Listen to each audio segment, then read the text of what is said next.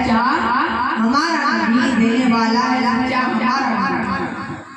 عزیزان ملت اسلامیہ، میں نے خطبہ مولانا کے بعد آپ تمامی حضرات کے سامنے جس آیت کریمہ کی تلاوت کا شرف حاصل کیا کہ قل هل يستوي الذين يعلمون والذين لا يعلمون، یعنی اے محبوب آپ فرما دیجئے کہ کیا جاننے والے اور نہ جاننے والے دونوں برابر ہیں؟ حضرات، یہ آیت کریمہ دیکھنے کے اعتبار سے بہت ہی چھوٹی سی آیت ہے، مگر قسم خدا کی جب کوئی بندہ اس آیت کریمہ کی گہرائی کی نگاہ سے ملاحظہ کرتا ہے تو یہی آیت کریمہ اس انسان کی زندگی کے لیے عیش و عشرت بنتی ہوئی نظر آتی ہے۔ حضرات، اس آیت کریمہ کی تفسیر میں حضرت علامہ جلال الدین سیوطی رحمۃ اللہ تعالی علیہ ارشاد فرماتے ہیں کہ قل هل يستوي الذين يعلمون والذين لا يعلمون، یستوی یعنی عالم و جاہل، یعنی عالم اور جاہل ہرگز برابر نہیں ہو سکتے، ان دونوں کے درمیان تباین کی نسبت ہے۔ حضرات، حدیث شریف میں علم کی فضیلت بہت آئی ہے، چنانچہ حضرت حریرہ رضی اللہ تعالی عنہ نے فرمایا کہ نبی کریم صلی اللہ علیہ وسلم نے فرمایا کہ جو کوئی تلاش علم میں راستہ طے کرے، جو کوئی تلاش علم میں راستہ طے کرے تو اللہ تبارک و تعالی اس پر جنت کا راستہ آسان کر دے گا۔ اور کوئی قوم اللہ کے گھروں میں سے کسی گھر میں قرآن پڑھنے یا پڑھانے کے لیے جمع ہوئی تو ان پر دل کا چین اترتا ہے، رحمت کے فرشتے ڈھانپ لیتے ہیں، فرشتے گھر بنا لیتے ہیں، خدا اسے اس جماعت میں یاد کرتا ہے جو اللہ کے پاس ہے۔ مطلب یہ ہوا کہ جو علم دین سیکھنے یا دینی فتوی حاصل کرنے کے لیے عالم کے گھر سفر کر کے جائے تو اس کی برکت سے اللہ اس پر جنت کا کام آسان کر دے گا، مرتے وقت ایمان نصیب کرے گا، قبر و حشر میں اور پرصراط پر بھی آسانی فرمائے گا، جنت کے راستے میں سب چیزیں داخل ہیں۔ حضرات، اس حدیث پاک سے یہ معلوم ہوتا ہے کہ علم دین سیکھنے کے لیے سفر کرنے میں بہت ثواب ہے۔ عزیزان ملت اسلامیہ، کیا آپ کو معلوم نہیں کہ حضرت موسیٰ علیہ السلام علم کی طلب میں حضرت خضر علیہ السلام کے پاس سفر کر کے گئے؟ حضرات، جب بات یہاں تک آ چکی ہے تو میں بتاتا چلوں، نبی اسرائیل میں ایک بار خوشی بلیغ عروج فرمایا اور یہ بھی فرمایا کہ اس وقت کا بہت بڑا عالم ہے۔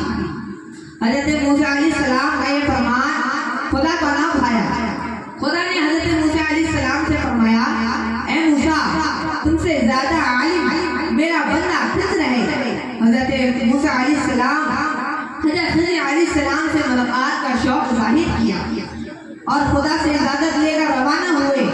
خدا نے مدد فرمائی اور حضرت موسیٰ علیہ السلام حضرت خضر کو پا لیا۔ حضرت موسیٰ علیہ السلام نے حضرت خضر علیہ السلام سے فرمایا اے خضر، میں آپ کے ساتھ رہنا چاہتا ہوں تاکہ آپ کے علم سے کچھ منتفع ہوں۔ حضرت خضر علیہ السلام نے فرمایا نہیں، میرے ساتھ آپ رہ کر کئی ایسے باتیں دیکھیں گے جن پر آپ صبر نہ کر سکیں گے۔ حضرت موسیٰ علیہ السلام نے فرمایا میں صبر کروں گا، آپ بس مجھے رہنے کی اجازت دیجیے۔ حضرت خضر علیہ السلام نے فرمایا تو چاہے میں جو کچھ کروں آپ میری باتوں میں دخل نہ دیں گے۔ حضرت موسیٰ علیہ السلام نے فرمایا منظور ہے، اور دونوں ساتھ رہنے لگے۔ ایک روز دونوں چلے اور کشتی پر سوار ہوئے۔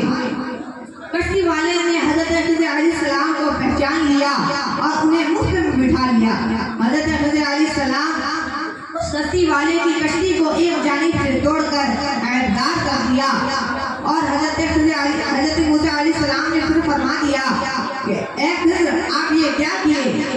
ایک غریب شخص جس نے آپ کو کشتی پہ بٹھایا وہ بھی مفت میں آپ نے اس کی کشتی توڑ دی۔ حضرت خضر علیہ السلام نے فرمایا اے موسیٰ، میں نے آپ سے کہا تھا کہ آپ میری باتوں پہ صبر نہ کر سکیں گے۔ حضرت موسیٰ علیہ السلام نے فرمایا مجھ سے غلطی ہو گئی،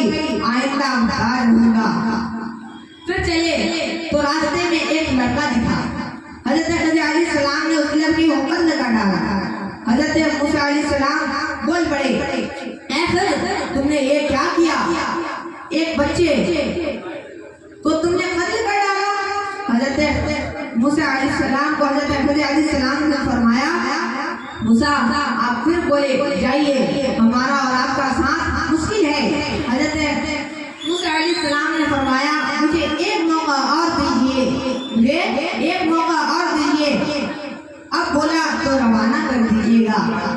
پھر چلے تو ایک گاؤں میں پہنچے۔ اس گاؤں کے باشندوں نے حضرت موسیٰ اور خضر کو کھانے تک نہ پوچھا، جب طلب فرمائی تو انکار کر دیا۔ اسی گاؤں میں ایک رشتہ مکان کی دیوار گرنے والی تھی۔ حضرت خضر علیہ السلام اس دیوار کو سیدھا کر کے مضبوط کر دیا۔ حضرت موسیٰ علیہ السلام سوچ میں پڑ گئے کہ ایک تو یہ گاؤں والے اتنے بخیل ہیں کہ کھانے تک نہ پوچھ رہے ہیں، اور یہ خضر اتنا شکر پہ اتر آیا ہے کہ گرتی دیوار سیدھی کر رہا ہے۔ حضرت خضر علیہ السلام کو حضرت موسیٰ علیہ السلام نے فرمایا اے خضر آپ چاہتے تو اس دیوار سیدھی کرنے کی کچھ اجرت بھی لے سکتے تھے، مگر آپ نے تو مفت میں کام کر دیا۔ حضرت خضر علیہ السلام نے فرمایا موسیٰ بس اب ہمارا اور آپ کا ساتھ یہی تک تھا، جاتے جاتے ان 3 باتوں کی حکمت سنتے جائیے۔ وہ جو میں نے کشتی والے کی کشتی توڑی اس کی حکمت یہ تھی کہ دریا کے دوسرے کنارے ایک ظالم بادشاہ رہا کرتا تھا، وہ لوگوں کی کشتی چھین لیا کرتا تھا، اور جس کشتی میں عیب ہو اس کشتی کو نہیں چھینا کرتا تھا، اور اس بات کی علم اس کشتی والے کو نہ تھی، اس لیے میں نے اس کی کشتی توڑی۔ اور وہ جو لڑکا کو میں نے قتل کیا اس کی حکمت یہ تھی کہ وہ جو لڑکا کو میں نے قتل کیا اس کی حکمت یہ تھی کہ اس کے ماں باپ ایماندار تھے، ایمان والے تھے، اور یہی لڑکا ڈر تھا کہ بڑا ہو کر کافر نکلے گا، اور اس لڑکے کی محبت میں اس کے ماں باپ بھی اسلام سے خارج ہو جائیں گے۔ تو میں نے ارادہ کر لیا کہ اللہ تبارک و تعالیٰ اس ماں باپ کو اس سے اچھا اولاد، اس سے اچھا لڑکا نصیب عطا فرمائے، اور میں نے اس لڑکے کو قتل کر ڈالا۔ اور یہ جو میں نے گرستہ مکان کی دیوار سیدھی کی اس کی حکمت یہ تھی کہ وہ گرستہ مکان کی دیوار 2 یتیم بچوں کی تھی، جس کا باپ بڑا صالح تھا، اور خدا کی یہ مرضی تھی کہ وہ دونوں بچے بڑے ہو کر اس کے نیچے جو خزانہ تھا اس خزانے کو لے لے۔ بس یہی تھی ان باتوں کی حکمت۔ حضرات تو اس حدیث پاک سے معلوم ہوتا ہے کہ ہمیشہ علم کی زیادہ غرور اور گھمنڈ نہیں کرنی چاہیے۔ وما علینا الا البلاغ۔ السلام علیکم ورحمۃ اللہ تعالی وبرکاتہ۔